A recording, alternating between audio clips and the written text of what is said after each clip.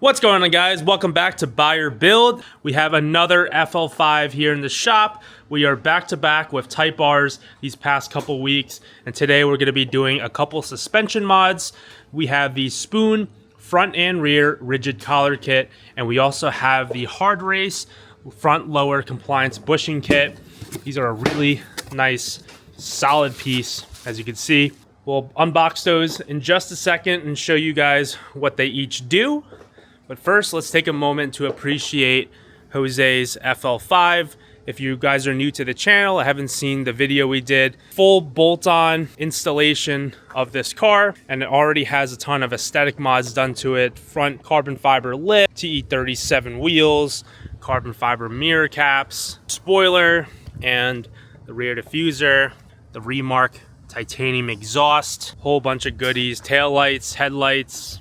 But let's go check out the engine bay. So we have the upgraded MHI Stage 2 Turbo, two-step performance downpipe, charge pipe from PRL, did the rear motor mount, clutch line, brake lines, PRL high volume intake, and the carbon fiber finish, PRL titanium inlet, also did the high pressure fuel pump and the injectors on this car. So full bolt on, everything you think you can imagine without going internally. So maybe a clutch kit will be up in the near future. We shall see. And we also threw in this nice aluminum expansion tank right there. So we have everything unboxed. These are the Hardrace front lower control arm compliance bushings. So the OEM ones get replaced by this whole entire unit. It's got this really nice blue powder coating, that's signature Hardrace color. And essentially what these do, it helps stiffen up your steering, gives you more direct steering response, and at higher speeds, it will actually help your steering feel a lot tighter than as if you had the factory compliance bushings. And these are hardened rubber, so not full poly, so the noise vibration won't be too bad. It'll increase probably just by a little bit. But anytime you're stiffening up suspension and steering components, it's always going to induce a little bit of more noise and feel and everything. But that's kind of what you want when you're building a track car. And then another really good upgrade to do, and these are pretty inexpensive for what they are, a couple $100, you get the front and rear rigid collar kit. So essentially what these do, it goes in between the bolt on the subframe and the frame of the car, and it fills in that 2mm gap between the bolt and the subframe of your car, and it actually stiffens it all up so there's no deflection in your subframe when you're going over bumps or when you're taking hard corners on the track. Your subframe is kind of loose up in there and it can move around because there is that 2mm gap between the bolt and the subframe. So this locks it in place, it centers the bolt, so your subframe will always be perfectly centered, which is great. And we'll show you that install later on. It comes with the instructions on torque specs and everything. It also comes with some copper anti-seize, and it shows you where each of these collars need to go for the front and the rear. So now we're going to begin the Spoon locking collar rear installation. So there are 6 subframe bolts in the rear. There's one up here by the brace, one here, and then a forward-most one. We're going to loosen all those to lower the subframe about an inch. These are all going to be 17mm hex.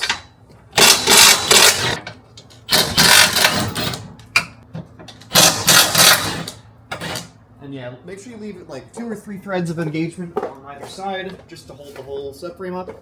If you have a lift like this, you can also use pull jacks to hold it up, but this is the faster method.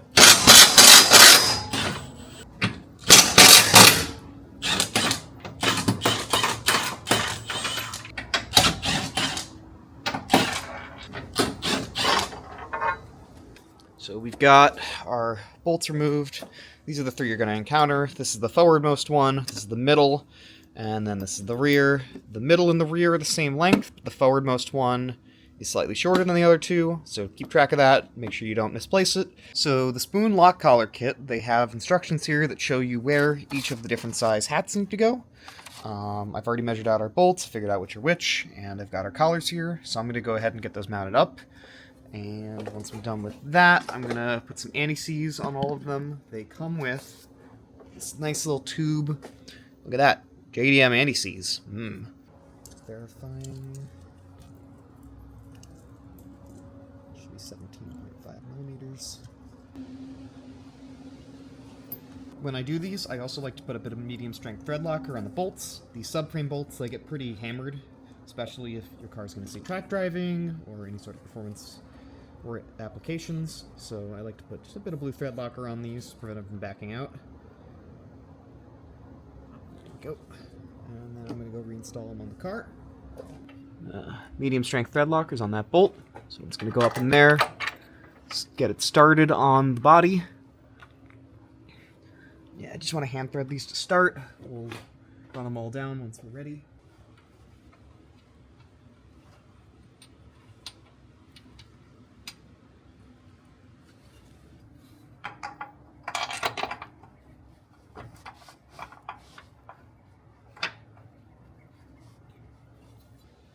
Same thing as before, we're going to throw our lock collar right on top of here. A bit tricky to slot these in. Got that one in pretty okay.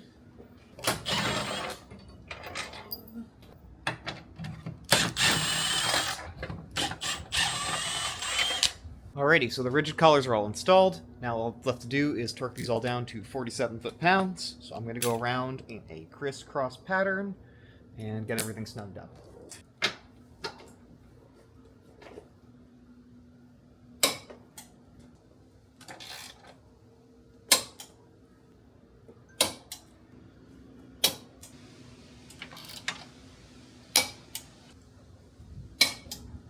Alright, and then I like to go around one more time just to make sure that everything's nice and tight.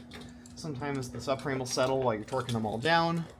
The bolts will lose torque, so it's good to check everything over one more time.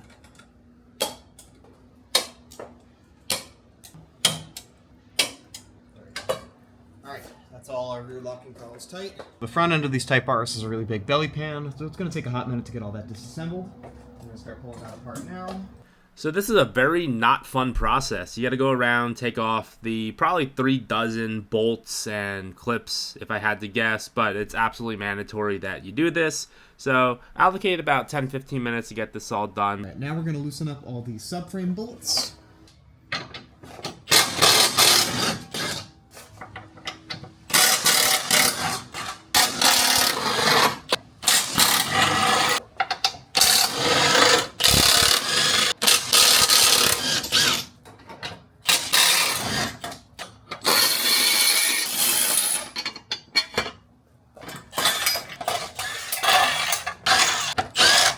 Alright, it was a big fight off screen to get these removed, but long story short, I have our original rear control arm bushings. You can see that they have these little holes in them. These are for NVH. They allow the bushing to flex more, which is more desirable for an OEM car, not really for street or race car. On the Hardrace ones, they are still rubber, but they have a solid spherical bushing in them. Or not spherical bushing, but a solid round bushing in them. So this will be a lot more firm. You'll have less caster distortion in corners. So we're going to get this guy installed, and then we're going to finish up our rigid collar job in the front. So the Honda control arms, they have a peg on the end that just slots into the bushing. So in order to remove the lower control arms, we'll show you a tool that we'll need. Got this from Harbor Freight. This one right here works perfectly. This is like a tie rod or inner bearing puller. Basically, the jaws open up far enough where you can put it around the control arm, and then this has a dimpled tip, so it'll fit nicely on the ball joint stud. So I got this whole set. You probably only really need this, but it's good to have all this for any other suspension jobs. The whole thing was like $110. We'll show you guys what needs to happen in order to remove the lower control arms to do the compliance bushings. We already got the OEM ones off the car, and that's because we had enough room while we are doing the rigid collar kit. And we put the puller on the stud of the ball joint, and we're able to pop the lower control arm loose. And then we also need to remove everything else off the control arm. So your end link off the sway bar, the little headlight leveling sensor, there's another rod that goes here, and then that way we can kind of push the sway bar up and down to get access to this other lower control arm bolt, which gets blocked by the sway bar. This is a 22 millimeter socket. It would be helpful to have a shallow socket to get that off. A large socket may not fit in there. So I want to show you a little trick that I have. Just thought about this. So since the car's up in the air, we figure we need to be able to press these Hardrace bushings onto the arms. And it's not as simple as just sliding this bushing into the arm and even whacking it with a rubber mallet.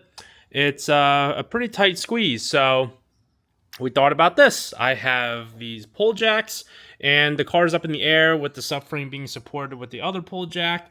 So I just decided let's use the lift and the pull jack as a press. So we lined up the arm with the bushing, and within like 4 or 5 full rotations, we got it to press. So there we go.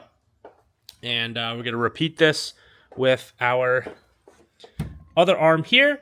So I'll show you guys how it's done.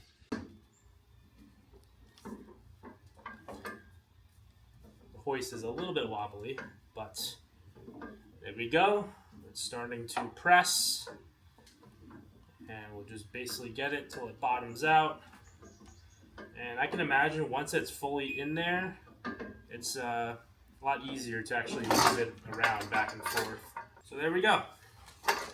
Now we have a pressed Hardrace bushing. Alright guys, I greatly apologize, but somehow all the video that I took after that got deleted, so I'm just have some pictures. I'm going to have to do some voiceover of essentially what we did. So as you can see here, the bushings are now fully pressed onto the arms, and now we have to go reinstall the arms back into the subframe of the car.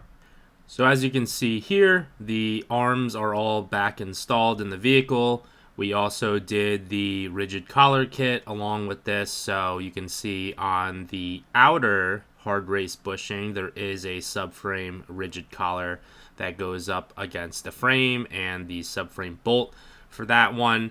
So reverse order, you got to put the sway bar back in, you got to bolt back down the steering rack, and then you got to raise up the subframe and get the arm bolts all back in, put in the castle nut, torque that all down to spec, and then we can finish up tightening down the subframe and the rest of the rigid collars. And that's it guys. You can see the Hardrace bushings are fully installed. Everything is back to where it is, torqued to spec. The subframe bolts are 76 foot-pounds for the M14 ones, and then the stay bolts in the rear, I think those are M12, so those get torqued to 67 foot-pounds. One important thing to note is subframe bolts are a very critical component to safety. It is highly recommended that once you take them out once, you should always replace the bolts the second time. So right now when we're doing the collars and all that for the first time, it's okay to reuse it once, but if you ever have to take them out again, highly recommend you change out these bolts. You can order them from amayama.com. It's a Japanese website to order OEM Honda parts, and you can get it a lot cheaper than from the dealerships here in the States. You will just have to pay some tariffs, and you probably have to wait a couple weeks before you actually get your order. But if it's worth saving a couple $100s at a time per order, because now you can go ahead and buy a whole bunch of other stuff for your car as like preventative maintenance down the line, it makes 100% sense. So that's it guys. The customer reported back really good feedback with the new Hardrace bushings. There's a lot more straight line traction, and there's also a lot more steering feedback and responsiveness on the tight corners. Alright guys, well we are on our test drive right now. Driving it for about 15 minutes now. Some back roads, some low speed, high speed, windows up, windows down. Honestly, you can't even tell there's any additional NVH with the added rigid collars or the compliance bushings down below. The car does feel tight. There's no sounds whatsoever. Steering input is sharp. mean, given that this is a Type R with a decent amount of bracing now, it feels really good. It's already got the 18s with the meaty tires, so the ride feels good. Oh, I think I got to get another one of these, honestly. These cars are just so good. They're so comfortable.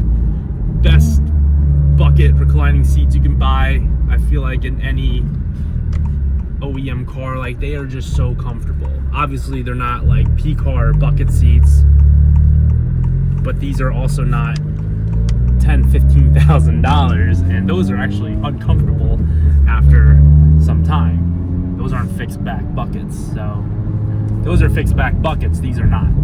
Anyways, that concludes this video. I love driving these cars, like, oh. And Jose keeps this car super clean. It's immaculate. It still smells like it just rolled off the lot yesterday.